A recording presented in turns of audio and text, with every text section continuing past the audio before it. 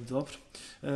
Je li imamo još nešto da kažemo našim gledalcima ovog jutra, da ih pozovemo možda da dođu do vas, da svrate, da pozovemo mlade, da vam se javljaju? Da, prvenstveno mlade što se tiče ovog turnira, a sada ovom projektu bude i deo mreže koji je još uvek u toku. Inače, donator ovog projekta jeste Balkanski fond za lokalne inicijative i češka organizacija VIA koja će sakupljeni iznos novčanih sredstava duplirati. Inače, cilj ovog projekta jeste izgradnja internet centra u Domu kulturu u Donjoj Toponici, gde će svi mladi koji nemaju pristup internetu ovog puta dobiti to i naravno ne samo mladi, nego jednostavno svi zainteresovani meštani.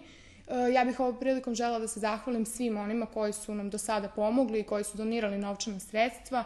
Bilo je tu i pojedinaca, bilo je i naših meštana, ali pre svega najveću zahvalnost dugujemo lokalnim preduzećima koje želim sada da pomenem. To je Udarnik iz Niša, Delta Bil, Dunija Produkt i knjigovodstvena agencija Poslovna knjiga.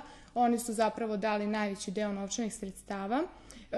Pozivam sve da se pridruže ovoj akciji koji se nisu pridružili i to mogu učiniti tako što će neodređenu novčanu sumu uplatiti na račun broj 160-33-5291-93 i time pomoći mlade ljude da jednostavno dođu u kontakt sa internetom i da budu u skladu sa svojim vršnjacima u gradu.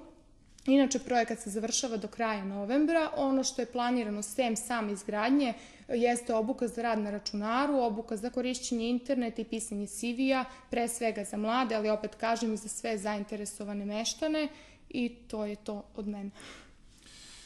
Nije malo, uglavnom uvijek puno lepih informacija, ovo je jedna lepa najava koju smo imali ovoga jutra. Dobro, ništa, ostaje nam da se vidimo na turniru, je li tako? Da, naravno. Hvala ti puno što si bila naš gost ovog jutra. Hvala vam.